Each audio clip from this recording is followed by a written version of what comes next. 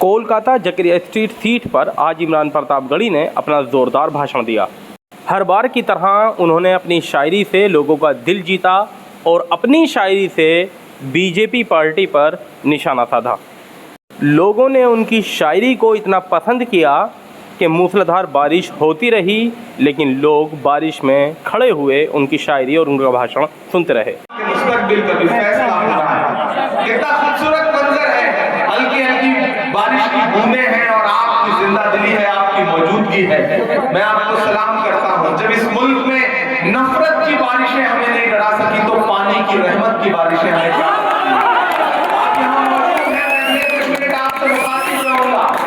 आपसे ये कहना चाहता हूँ मेरे भाई कि मुल्क एक अजीब दौर से गुजर रहा है। इस मुल्क में लड़ाई दो विचारधाराओं के बीच में है। एक तरफ वो ताकतें खड़ी हैं जो ये कह रही हैं कि हमें बहुमत दीजिए, हमें मैंडेट दीजिए, क्योंकि हमें भारत का संविधान बदलना है। नरेंद्र मोदी जी के जितने भी दोस्त हैं, चाहे वो आनंद हेगड़े हो, चाहे ज्योति बिरला हो, चाहे लल्लू सिंह हो, चाहे अरुण गोविल हो, सारे के सारे लोगों के भाषण उठा के देख लीजिए पिछले 2 महीने के। उन्होंने पूरी बेशर्मी के साथ एक बात कही कि हमें मैंडेट दीजिए, क्योंकि हमें भारत का संविधान बदलना है, आईन बदलना है।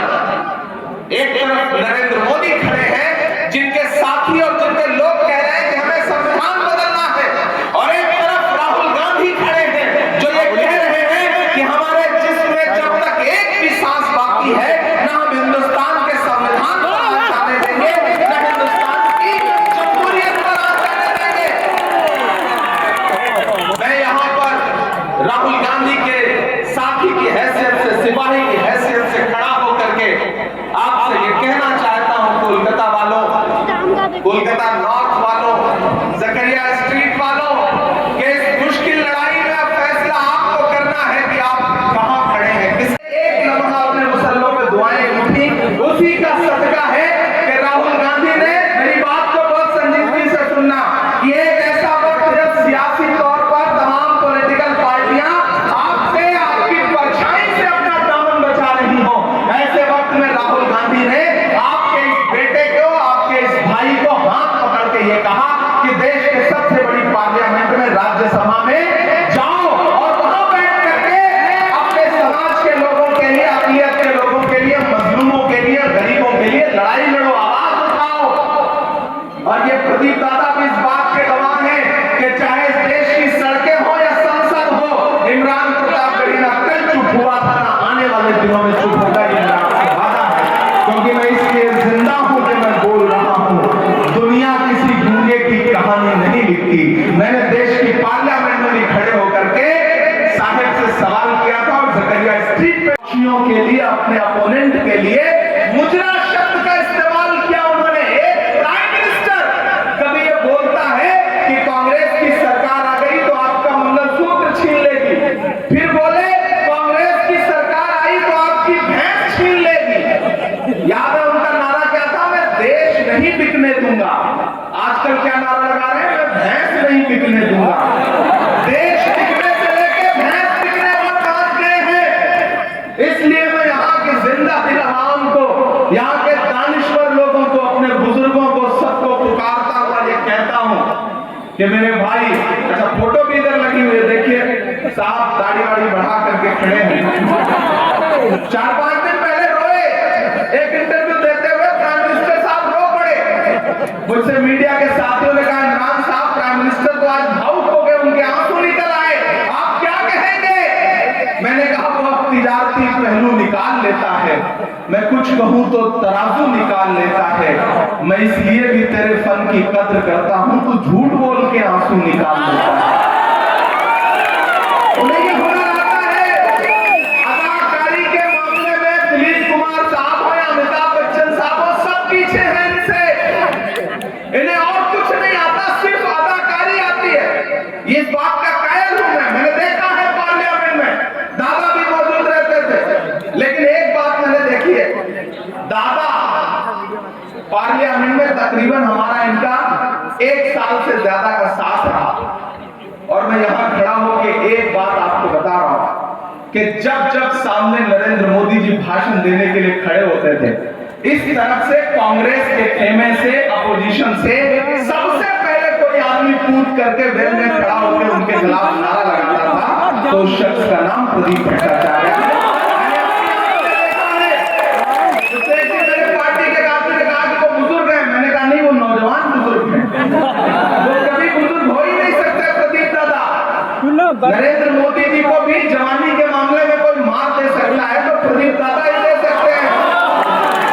जो इनकी जिंदा दिली है मैं उसको सलाम करता हूं। मेरे भाई, यहाँ जो आपके मेंबर ऑफ पार्लियामेंट है उनको आपने जांचा है, परखा है, मुझे उनकी हिस्ट्री बताने की जरूरत नहीं है, आप उनका पूरा किरदार जानते हैं।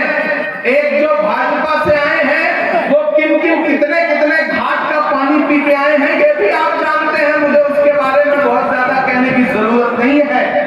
मैं तो ये कहने आया हूं कि प्रदीप भट्टाचार्य जी को आप कई कई सालों से जानते हैं, जो मेरी नई नस्लें हैं वो भी ये बात जान लें कि प्रदीप भट्टाचार्य जी को राहुल गांधी ने अपना नुमाइंदा बना करके आपके बीच में भेजा है। ऐसे में आपका फर्ज बनता है, न हम सफर न किसी हम नशी से निकलेगा, न हम सफर न किसी हम नशी से निकलेगा, हमारे पांव का कांटा हम ही से निकलेगा। वतन की रेत मुझे एड़ियां रगड़ने दे, मुझे यकीन है पानी यहीं से निकलेगा। ये लड़ाई बहुत बड़ी है और इस बड़ी लड़ाई में कलकत्ता वालों आपको आखिरकार कांग्रेस के साथ आना पड़ेगा। ऐसा नहीं है कि हम सब बेखबर हैं, हम दिल्ली में बैठे हैं तो ऐसा नहीं है कि हम कलकत्ता और पश्चिम बंगाल की तरफ देख नहीं रहे, हम सारी नूरा पुष्टि देख रहे हैं, मसलहतन खामोश रहे हैं, लेकिन अब हम कलकत्ता के लोगों से, पश्चिम बंगाल के लोगों से ये वादा करते हैं कि अब पश्चिम बंगाल का कोई भी कोना हमसे और कांग्रेस पार्टी से अछूता नहीं रहेगा। ये हमारा विजय माल्या के नीचे से हो गया परा, कहाँ सोया है चौकीदार, कहाँ सोया है चौकीदार। आपकी तालियों का जो शोर है सिर्फ कलकत्ता तक नहीं रहना चाहिए, वो दिल्ली तक पहुंचना चाहिए। साहेब के आप जिस सेवा और जज्बे के लिए जाने पहचाने जाते हैं वो मुझे नजर आना चाहिए कि कहाँ सोया है चौकीदार, कहाँ सोया है चौकीदार। गैस सिलेंडर की कीमत भी 1000 के पार, कहाँ सोया है चौकीदार, कहाँ सोया है चौकीदार। कि चाय बेचने वाला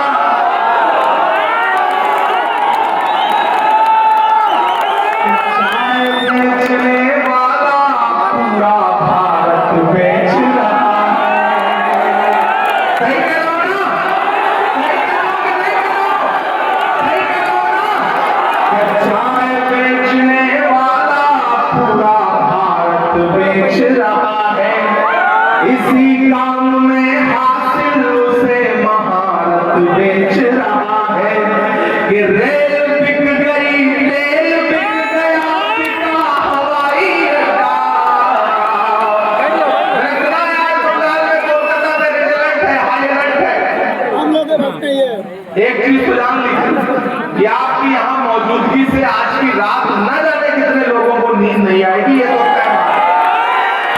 उनके ऊपर रेड अलर्ट का असर पड़ा हो या ना पड़ा हो, लेकिन आपने आकर के तो आज रेड अलर्ट किया है सियासी तौर पर ना, अब तो नींद नहीं आनी है, ये तो तय है। और मैं तो पूरे दुनिया को कहना चाहता हूँ कि पूरी दुनिया का हर शहर अपने मिजाज के लिए, अपनी पेवर के लिए जाना पहचाना जाता होगा, लेकिन मैं सलाम करता हूँ कोलकाता को, मैं सलाम करता हूँ बंगाल को, मैं सलाम करता हूँ जकरिया स्ट्रीट को कि दुनिया की कोई बड़ी से बड़ी जनसभा हो जहां लाए हुए लोग होते हैं, बुलाए हुए लोग नहीं होते, लाए हुए लोग होते हैं। अगर वो 10 मिनट भी ऐसे मौसम में खड़े रहे तो मैं राजनीति करना छोड़ दूंगा। सलाम करता हूं आपकी मोहब्बत को कि चाय बेचने वाला पूरा भारत बेच रहा है।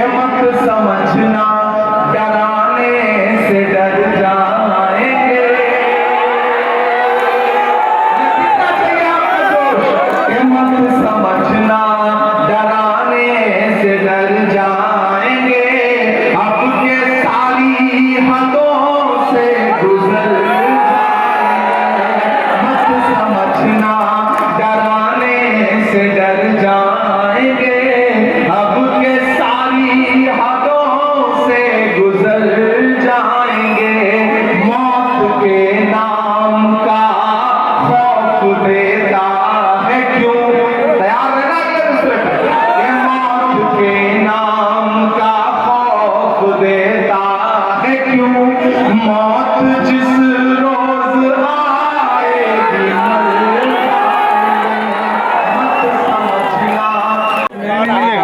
वो मुल्क में खुशहाली लेके आएगा। मुझसे थोड़ा सा मुंशी जी मुझसे भी जा प्रतापगढ़ी साहब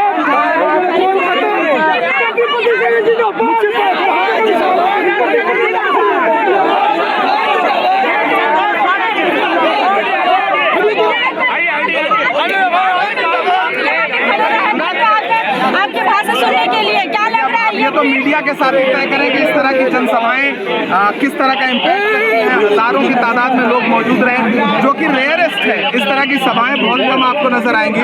तो ये जो आवाम का कांग्रेस के लिए जज्बा है, यहाँ के कैंडिडेट प्रदीप दादा के लिए जज्बा है, मैं शुक्रगुजार हूँ कि वो मेरे चाहने वाले हैं और मेरे मोहब्बत में खड़े हैं। आपने देखा कि मैं घंटे भाषण करता रहा और लोग भीगते हुए खड़े रहे, मैं खुद भी भीगता रहा। तो ये एक बहुत मुझे लग रहा है बहुत खुशी का लम्हा है मेरे लिए, और मुझे पूरा यकीन है कि आने वाले दिनों में जब रिजल्ट आएगा चालू तो आप देखेंगे कि सिर्फ बंगाल ही नहीं पूरे देश से नफरत हार रही है मोहब्बत जी। इमरान जी मोदी जी ने फिर से हिंदू मुस्लिम कार्ड खेला है। कोई कार्ड नहीं चल रहा है, कोई भी कार्ड नहीं। मंगलसूत्र से लेकर के भैंस से होते हुए और सारा हिंदू मुस्लिम फेल हो चुका है। आवाम ने कान बंद कर लिए हैं। आवाम चाहती है कि 10 साल में आपने क्या किया उसका जवाब दीजिए, और नरेंद्र मोदी जी के पास कोई। इमरान जी देश की जनता जानती है इलेक्शन कमीशन हालात का जो स्लोगन है ये बिल्कुल हालात बदलेगा। हाथ की उंगली से बटन दबाइए, हम रोजगार देंगे, हम नौकरी देंगे, हम इस देश की गरीब परिवार की महिलाओं को 1 लाख रुपए महालक्ष्मी योजना के तहत देंगे। राहुल जी का जो नारा है कि खटाखट एक सवाल जायद अनवर साहब, हमेशा वो आपके लिए बोलते रहे और आज भी वो किस क्या अब देखना यह है कि 4 जून को देश का प्रधानमंत्री कौन बनता है। क्या बीजेपी पार्टी फिर से वापसी करेगी या इंडिया गठबंधन यानी कि कांग्रेस पार्टी सरकार बनाने में कामयाब होगी। आप देख रहे हैं न्यूज़ इंडिया 313 सच के साथ। और अभी तक अगर आपने हमारे चैनल को सब्सक्राइब नहीं किया है तो अभी हमारे न्यूज़ चैनल को सब्सक्राइब करें।